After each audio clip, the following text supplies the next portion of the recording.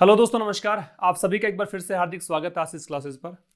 SBI English की जो special classes चल रही हैं उनमें ये सेकंड क्लास है। पिछली क्लास में मैंने आपको पढ़ाया था फिलर्स, ठीक है। आपका एक प्लेलिस्ट बना हुआ है चैनल पर एसबीआई इंग्लिश के नाम से, वहाँ पे जाके आप पिछली क्लास देख सकते हैं। और इस क्लास को शुरू करने से पहले बता देना चाहूँगा आपको कि इसका पीडीएफ आपको टेलीग्राम चैनल पर मिलेगा। पहले वो पीडीएफ लेकर खुद से सोल्व करने की कोशिश करें। पैराजंबल की ये क्लास है, उसके बाद आप इस सेशन पे आएँ तो ज़्यादा बेहतर समझ में आएगा। देखो, पैराजंबल की क्या अप्रोच होनी चाहिए वो आप सीखेंगे यहाँ पर, और कैसे जल्द से जल्द हम पैराजंबल कर सकते हैं फटाफट से। लेकिन ये तभी हो पाएगा जब आपकी रीडिंग स्किल्स बहुत अच्छी हैं। मतलब ये पढ़ना तो पड़ेगा, इसके लिए कोई शॉर्ट ट्रिक्स, ठीक है, छोटी मोटी चीज़ें होती हैं वो बताऊंगा आपको मैं, लेकिन फिर भी आपको गो थ्रू तो करना पड़ेगा। नहीं पढ़ोगे तो फिर समझ में नहीं आएगा। ऐसा तो है नहीं कि देखा आपने और लगा दिया डी पहला आ जाएगा, डी के बाद में ए आ जाएगा, ऐसा कोई सीक्वेंस नहीं होगा। आपको पूरा पढ़कर ही सीक्वेंस देखना पड़ता है। फिर भी कुछ तरीके होते हैं, वो तरीके आप सुनिएगा। पेन नोटबुक लेकर बैठना, हर एक बात को नोट करना, और ज़रूर से इस सेशन को शेयर कर देना ताकि और बच्चे जो तैयारी कर रहे हैं एसबीआई की उनको भी हेल्प मिल सके। देखो, सबसे पहले तो आपको एक स्टेटमेंट दे रखा है ऊपर। उस स्टेटमेंट में कोई नंबर नहीं लगा रखा, ना ए है, ना बी है, ना सी है, ना डी है, ना ई है। इसका मतलब सबसे पहले तो यही आएगा। उसके बाद की चीज़ों को अरेंज करना है। लेकिन पहला जो स्टेटमेंट है बहुत महत्वपूर्ण है, क्योंकि इससे जुड़ता हुआ ही सेंटेंस आप लेकर आओगे। तो पहला सेंटेंस क्या कह रहा है, पढ़ो इसको। ये कह रहा है the world health organization WHO has declared India, इसने भारत को डिक्लेयर किया है किस रूप में, एज पोलियो फ्री, कि भारत अब पोलियो फ्री हो गया है। Since no new policy case has been reported in the country, कारण क्या है, कारण कि कोई भी नया पोलियो केस रिपोर्ट नहीं किया गया देश में पिछले कुछ सालों से, ठीक है। तो यहाँ पे कह रहा है कि भी भारत को पोलियो मुक्त राष्ट्र घोषित कर दिया गया, क्योंकि पिछले कुछ सालों में एक भी केस यहाँ पे पोलियो का नहीं आ रहा है। तो ये तो है आपका स्टेटमेंट। अब इसके आधार पर इससे जुड़ता हुआ, कनेक्ट होता हुआ एक सेंटेंस आपको यहाँ पे देखना है। तो पढ़ते चलें। पहला सेंटेंस देखो, it gives us an idea. तो ये जो चीज़ है वो हमें आइडिया देती है। कौन सी चीज़? अगर मान लो, मैं मान लेता हूँ कि जो WHO ने यहाँ पे डिक्लेयर किया है उसी के लिए इट आ रहा होगा, मान लो, तो यह यहाँ पे ये भी आइडिया देता है। ये भी आइडिया, इसका मतलब पहले भी कुछ इसने बताया है ना। An idea regarding the effective implementation, की यहाँ पे बहुत प्रभावी, इम्प्लीमेंटेशन का मतलब होता है लागू करने की क्रिया, ऑफ द गवर्नमेंट स्कीम्स, कि यहाँ पे एक आइडिया ये भी है कि भी प्रभावी तरीके से सरकारी योजनाओं को लागू किया जाना चाहिए देश में, ताकि they give the desired result, ताकि उनका डिजायर्ड रिजल्ट वो दे सके। अब एक्चुअल में यहाँ पे जो दे आ रहा है आपका, ठीक है, ये थोड़ा सा कंफ्यूज करेगा, क्योंकि दे, आप अगर ये सोचो कि ये स्कीम्स के लिए आ रहा है तो जरूरी नहीं है स्कीम्स के लिए आ रहा हो, आगे हम पढ़ेंगे तो पता लगेगा। और यहाँ पे ऑल्सो जो दे रखा है कि ये यहाँ पे ये आइडिया भी देता है, तो इससे पहले कोई ना कोई इससे संबंधित बात की होगी, तभी जाके ये ऑल्सो आया होगा। बी में देखो, without participation from the general public, बगैर आम जनता के सहयोग के, उनकी भागीदारी के, it would not have been possible, ये संभव नहीं होता, to achieve this tremendous feat, की ये जो महत्वपूर्ण, ये बहुत शानदार जो उपलब्धि है, इसकी बात कर रहे हैं। अच्छा, यहाँ पे पैराजंबल करते समय या पैसेज करते समय या क्लोज टेस्ट करते समय अगर आप एक एक वर्ड को स्टिक हो जाओगे, वहां चिपक जाओगे, हर एक चीज को जानने की कोशिश करोगे, ग्रामर भी देखोगे, तो फिर आप कर ही नहीं पाओगे। इतना टाइम एग्जाम में मिलता नहीं है आपको। तो बस मैं आपको पढ़ के इसलिए बता रहा हूँ ताकि आपको समझ में आए, बाकी आपको गो थ्रू करना है। बिल्कुल एक फ्रेज होती है बर्ड्स आई व्यू, ऊपर से देखना, सरसरी दृष्टि से देखना, कर्सरी व्यू का रखना, वैसे आपको करना है।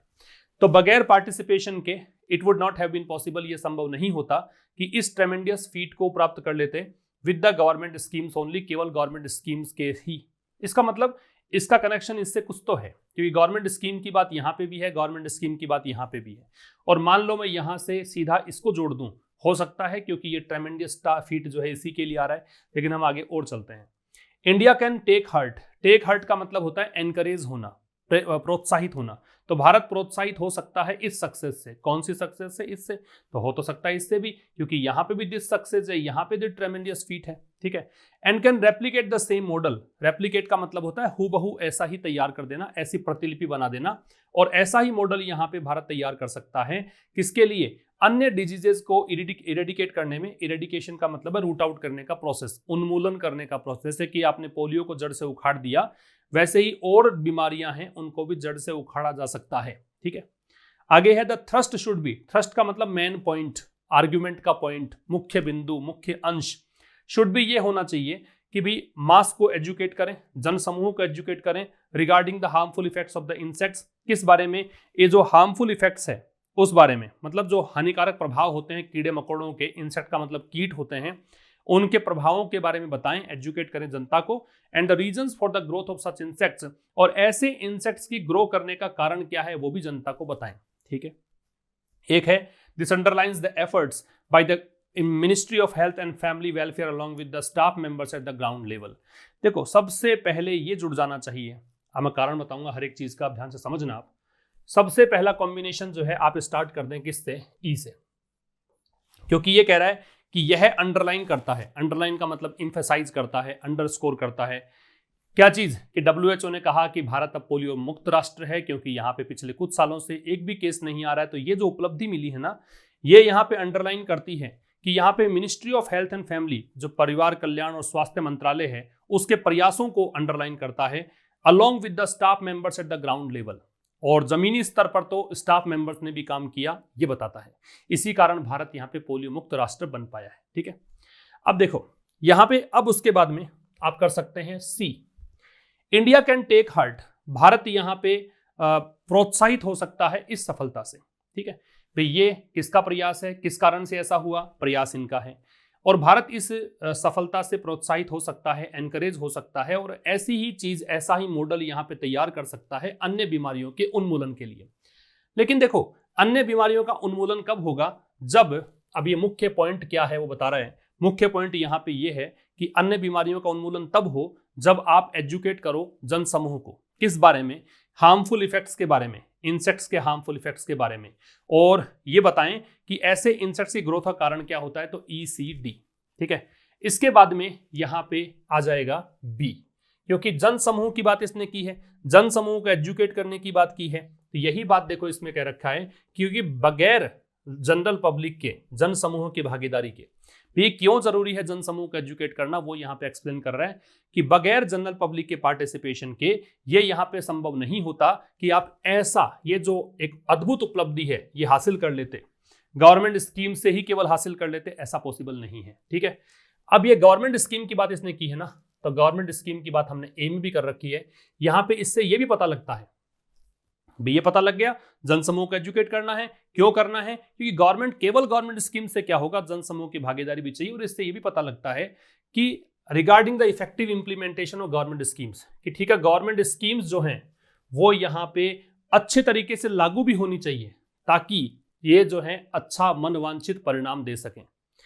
ये यहाँ पे दे पब्लिक के लिए भी आ सकता है कि ये पब्लिक जो है वो, अगर उनको अच्छी तरीके से योजनाएं लगाओगे तब जाके मनवांछनीय परिणाम मिलेंगे, या स्कीम्स के लिए मान लो तो स्कीम्स के लिए यहाँ पे मनवांछनीय परिणाम मिलेंगे, ये कहना चाहता है। फिर समझ लेना, ये ECDBA इसका सही सीक्वेंस होगा।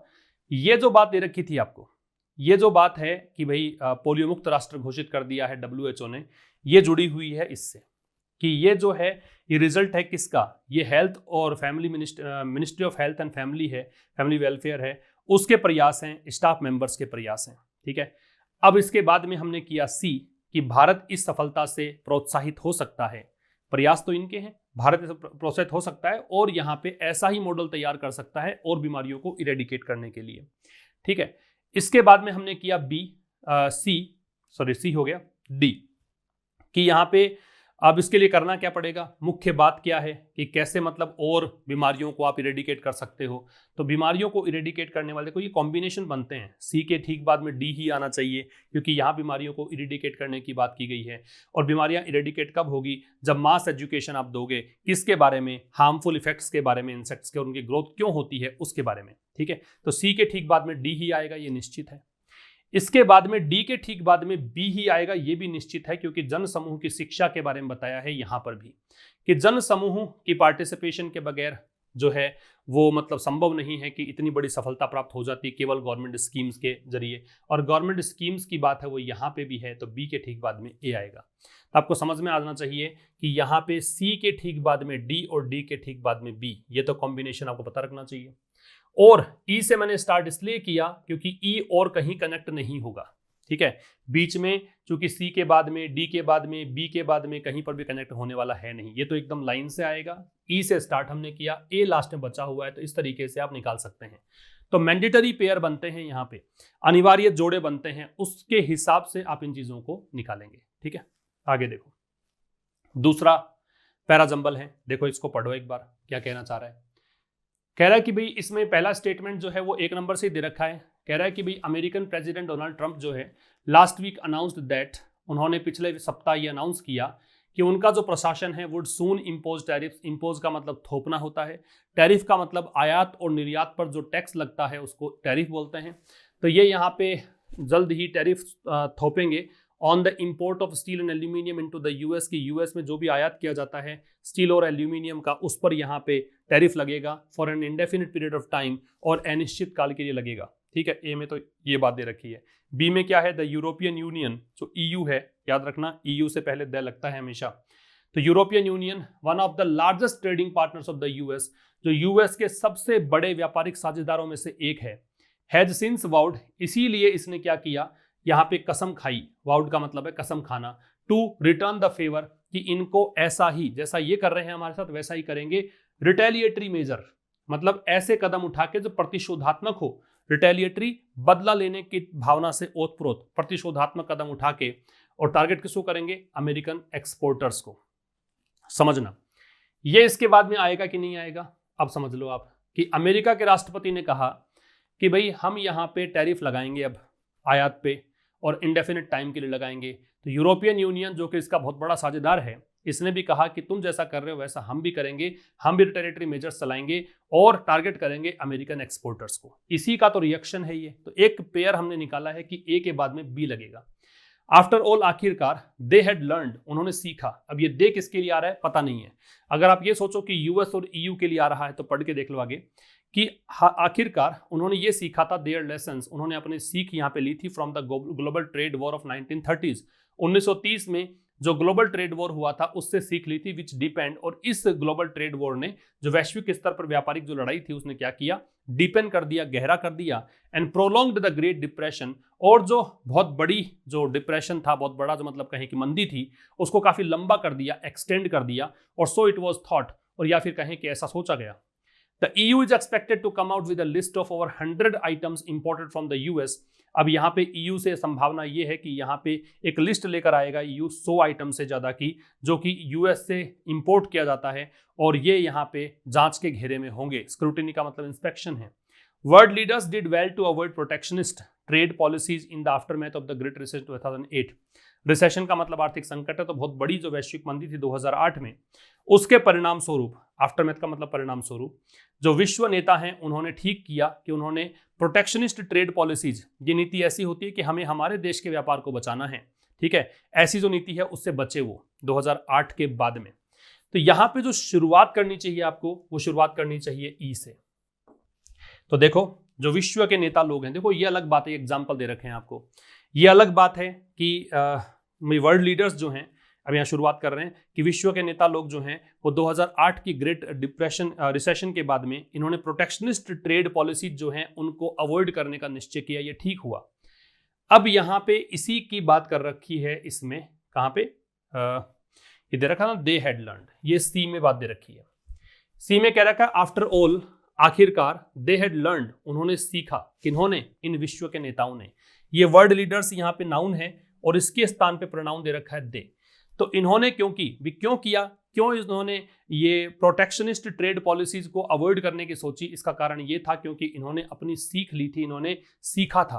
किससे सीखा था? ग्लोबल ट्रेड वॉर से। 1930 का ग्लोबल ट्रेड वॉर है, उससे सीखा था कि जिसने क्या किया था कि ग्रेट डिप्रेशन जो आर्थिक मंदी थी उस ग्लोबल ट्रेड वॉर के चलते बहुत ज्यादा गहरी हो गई थी, बहुत लंबे तक चली गई थी। ठीक है, तो ई के बाद में सी आएगा, इसका कनेक्शन इससे है। अब देखो ये तीन जो है साथ में जुड़ी हुई चीजें हैं। यहां पे मैंने कहा ए के ठीक बाद में बी आएगा, तो ए जोड़ दो, ए के ठीक बाद में बी जोड़ दो, और बी के ठीक बाद में डी जोड़ दो, ये डी लास्ट में आ जाएगा। कि भाई अब इन्होंने क्या कहा, पिछले वीक अनाउंस किया कि हम लोग टैरिफ लगाएंगे जो भी आयात हमारे देश में होगा उस पर। तो अब चूंकि इसका साझेदार है यूरोपियन यूनियन, इसने कहा कि तुम ऐसा करोगे तो हम भी तुम्हारे टारगेट करेंगे एक्सपोर्ट को और एक्सपोर्टर्स, अमेरिकन एक्सपोर्टर्स को। और यहाँ पे कहा है कि इससे यहाँ पे लेखक निष्कर्ष निकाल रहा है कि संभावना ये है कि ईयू कैसे यहाँ टारगेट करेगा, तो 100 से अधिक आइटम्स की लिस्ट यहाँ पे जो यूएस से इंपोर्ट किए जाते हैं वो यहाँ पे जांच के घेरे में आएंगे। ये यहाँ पे इसका कॉम्प्लीमेंट है, इसको पूरा कर रहा है सेंटेंस को, इसलिए डी। तो देखा आपने कैसे आप ये जो पैराजंबल्स हैं वो कैसे सोल्व किए जाते हैं। पैराजंबल सोल्व करने के लिए आपको पेयर बनाने पड़ते हैं, आपको पूछना पड़ता है कि ये लाइन इसके ठीक बाद में क्यों आ रही है। जैसे मैंने कहा कि इससे शुरुआत की, इसके ठीक बाद में हमें पता लग गया कि ये आएगा क्योंकि डे इसके लिए आ रहा है। फिर हमें पता लग गया कि ये तीन बातें साथ साथ में हैं, इन तीन का सीक्वेंस है वो ऐसे ही हो सकता है और कहीं सीक्वेंस, क्योंकि इन्होंने शुरुआत की, इन्होंने कहा बदला हम भी लेंगे, बदला कैसे लेंगे वो बात यहाँ पे बताई है। तो ECABD आपका आंसर हो जाएगा। तो ये था दोस्तों आज का पैराजंबल का सेशन। नेक्स्ट सेशन किसी और टॉपिक पर होगा। मैं आपको एक बार बता रहा हूँ किस तरीके से SBI इंग्लिश को प्रिपेयर किया जाना चाहिए, किसी टॉपिक को कैसे पढ़ा जाना चाहिए। तो मिलते हैं नेक्स्ट क्लास में, तब तक के लिए नमस्कार, थैंक यू वेरी मच।